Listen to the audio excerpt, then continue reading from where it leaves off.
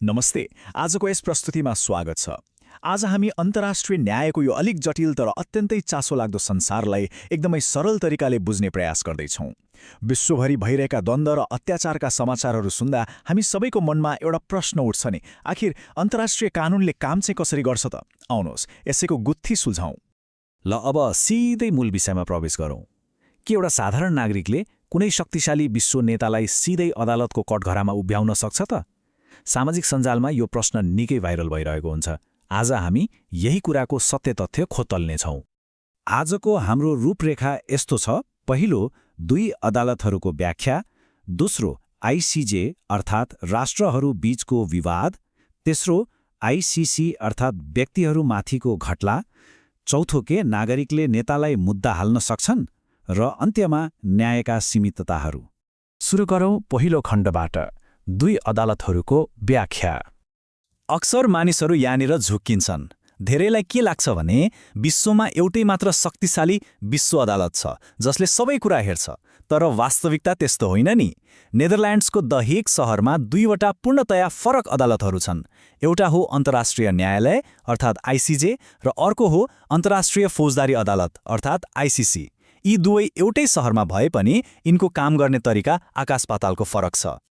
अब जाउँ दोस्रो खण्डमा, आइसिजे अर्थात् राष्ट्रहरू बीचको विवाद।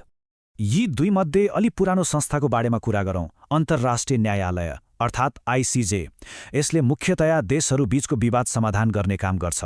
इतिहास पल्टाएर हेर्ने हो भने सन् 1921मै यसको पूर्ववर्ती संस्था गठन भएको थियो।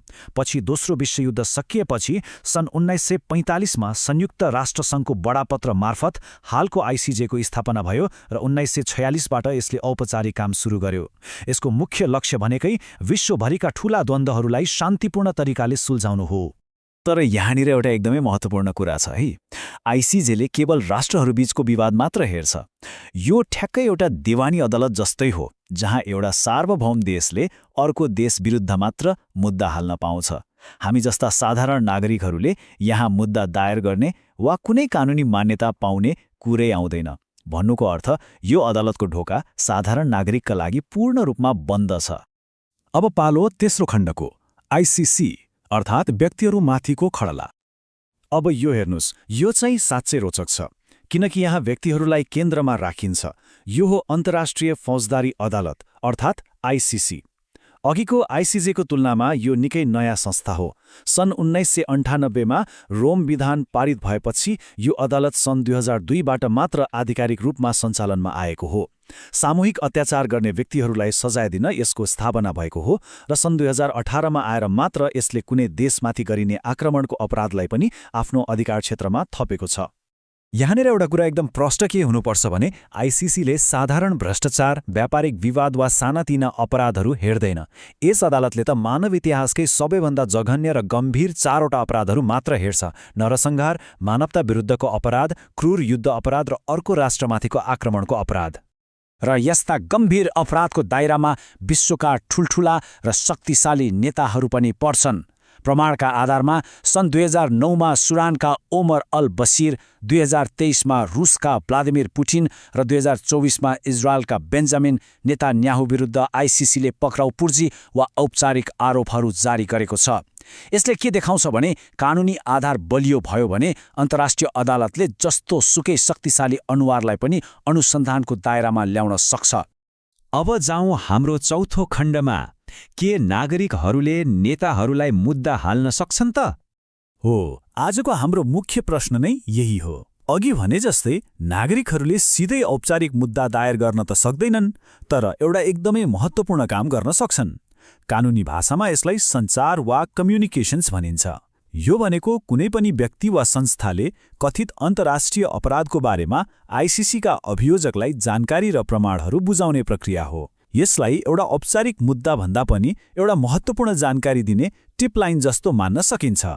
तर उजुरी पर्ने बित्तिकै भोलिपल्टै पक्राउ पूर्जी त पक्कै जारी हुँदैन।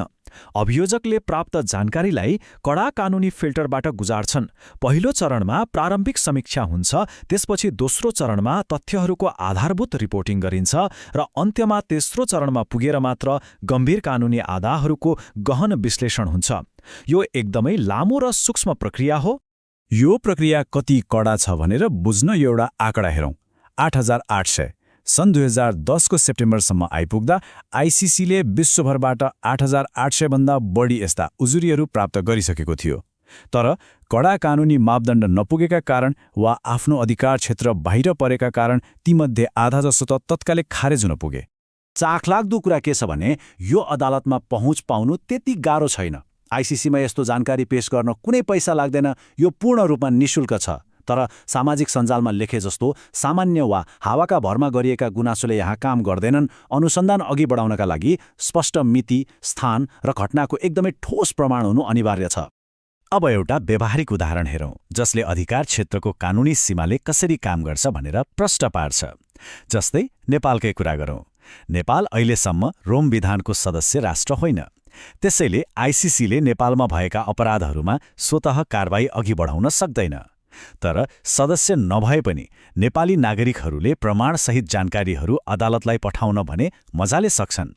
यस्तो अवस्थामा अदालतले कारबाही अघि बढाउन कि त संयुक्त राष्ट्रसङ्घको सुरक्षा परिषदले विशेष सिफारिस गर्नुपर्छ कि त नेपाल आफैले अधिकार क्षेत्र स्वीकार गर्नुपर्छ। अब लागौं हाम्रो अन्तिम खण्डतर्फ, न्यायका सीमितताहरू। अन्तर्राष्ट्रिय कानुनका कुरा सुन्दा जति आदर्श लाग्छन् नि, व्यवहारमा यसको भूराजनीतिक वास्तविकता र अवरोधहरू त्यति नै चुनौतीपूर्ण छन्। सबैभन्दा पहिले त पूरकता वा कम्प्लिमेन्ट्यारिटीको सिद्धान्त बुझ्न जरुरी छ। यसको अर्थ के हो भने आइसिसीले कुनै देशको आफ्नै अदालतलाई विस्थापित गर्दैन। यदि कुनै देशको आफ्नै कानुनी प्रणालीले गम्भीर अपराधको अनुसन्धान गर्न चाहँदैन वा सक्दैन भने मात्र आइसिसीले अन्तिम विकल्पको रूपमा हस्तक्षेप गर्छ। यो एउटा सेफ्टी नेट वा सुरक्षा जाल जस्तै हो जसले देशहरूको सार्वभौमसत्तालाई पहिलो प्राथमिकता दिन्छ। यहाँनिर सबैभन्दा ठूलो समस्या के छ भने अन्तर्राष्ट्रिय अदालतहरूसँग आफ्नो कुनै स्वतन्त्र विश्वव्यापी प्रहरी बल हुँदैन। पक्राउ पूर्जी जारी गर्ने कानुनी अधिकार त छ, तर त्यसलाई साँच्चीकै कार्यान्वयन गर्न वा आरोपीलाई समात्न यो अदालत पूर्ण रूपमा आफ्ना सदस्य राष्ट्रहरूमै निर्भर हुन्छ। देशहरूले सहयोग गरेनन् भने न्याय प्रक्रिया एक कदम पनि अघि बढ्न सक्दैन। र यही कुराको फाइदा उठाउँदै विश्वका प्रमुख शक्तिशाली राष्ट्रहरूले जानाजान रोम विधानको सदस्यता नै लिएका छैनन्। संयुक्त राज्य अमेरिका, रुस, चीन र भारत जस्ता ठूला विश्व शक्तिहरू आइसिसीका सदस्य होइनन्। यसरी उनीहरूले आफ्नो देशको सार्वभौमसत्ता र आफ्ना सैनिकहरूलाई विदेशी अदालतको अनुसन्धानबाट सजिलै सुरक्षित राखेका छन्। यो अन्तर्राष्ट्रिय न्याय प्रक्रिया कति सुस्त र जटिल छ भन्ने कुरा यी तथ्याङ्कहरूले प्रश्न पार्छन्।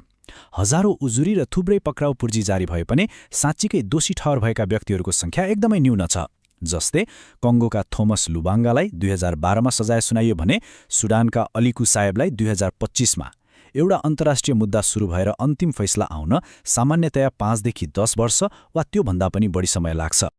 अन्त्यमा यी सबै तथ्यहरू हेरिसकेपछि एउटा एकदमै गम्भीर प्रश्न उब्जाउँछ। जब विश्वका सबैभन्दा शक्तिशाली राष्ट्रहरू नै यो प्रणालीमा सहभागी हुन अस्वीकार गर्छन्, तब के साँचो अर्थमा विश्वव्यापी जवाफदेहिता र समान न्याय अस्तित्वमा रहन सक्छ त? अन्तर्राष्ट्रिय अदालतहरू गम्भीर अपराधको न्याय खोज्ने महत्त्वपूर्ण मञ्च पक्कै हुन्, तर यिनका सीमितताहरूले हामीलाई विश्व व्यवस्थाको वास्तविकता बुझ्न र भविष्यको न्याय प्रणाली कस्तो हुनुपर्छ भनेर सोच्न बाध्य बनाउँछन्। आजको यस प्रस्तुतिले अन्तर्राष्ट्रिय न्यायको बारेमा धेरै कुरा स्पष्ट पारेको हुनुपर्छ। आजको यस छलफलमा सँगै रहनु भएकोमा धेरै धेरै धन्यवाद।